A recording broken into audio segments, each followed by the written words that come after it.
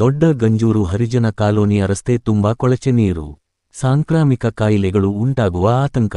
ಸೂಕ್ತ ಚರಂಡಿ ವ್ಯವಸ್ಥೆ ಕಲ್ಪಿಸಿಕೊಡುವಂತೆ ಅಧಿಕಾರಿಗಳಲ್ಲಿ ಸ್ಥಳೀಯ ನಿವಾಸಿಗಳ ಮನವಿ. ಚಿಂತಾಮಣಿ ತಾಲೂಕು ಕಸಬಾ ಹೋಬಳಿ ದೊಡ್ಡ ಗಂಜೂರು ಗ್ರಾಮದ ಮಧ್ಯಭಾಗದಲ್ಲಿರುವ ಹರಿಜನ ಕಾಲೋನಿಯ ರಸ್ತೆಯಲ್ಲಿ ಸುಮಾರು ದಿನಗಳಿಂದ ಕೊಳಚೆ ನೀರು ತುಂಬಿದ್ದು ರಸ್ತೆಯಲ್ಲಿ ಓಡಾಡಲು ಸಹ ಸಾಧ್ಯವಾಗದಂತಹ ಪರಿಸ್ಥಿತಿ ನಿರ್ಮಾಣವಾಗಿದೆ.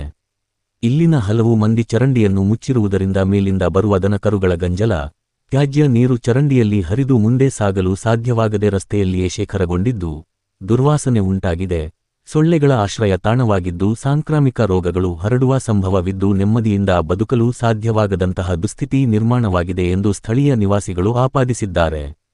ಈ ಬಗ್ಗೆ ಪಂಚಾಯಿತಿ ಮಟ್ಟದಿಂದ ಹಿಡಿದು ರಾಜ್ಯ ಮಟ್ಟದವರೆಗಿನ ಸಂಬಂಧಿಸಿದ ಅಧಿಕಾರಿಗಳಿಗೆ ಹಲವಾರು ಬಾರಿ ತಿಳಿಸಿದ್ದರೂ ಸಹ ಇದುವರೆಗೂ ಯಾವುದೇ ಪ್ರಯೋಜನವಾಗಿಲ್ಲವೆಂದು ತಮ್ಮ ಅಳಲು ತೋಡಿಕೊಂಡಿದ್ದಾರೆ.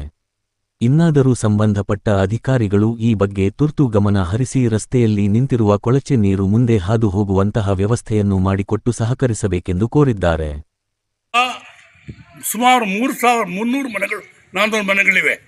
ಈ ಮನೆಗಳ ಮಧ್ಯೆ ಹರಿಜನ ಕಾಲೋನಿ ಮಧ್ಯದಲ್ಲಿದೆ. ಎಲ್ಲ ಕಡೆಯಿಂದ ನೀರುಗಳಲ್ಲಿ ಬರ್ತದೆ.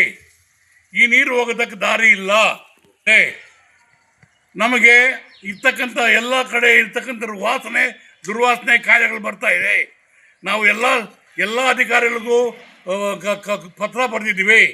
ಯಾರೂ ಸಹ ಇದ್ರ ಬಗ್ಗೆ ಗಮನ ಹರಿಸಲಿಲ್ಲ. Retired BDO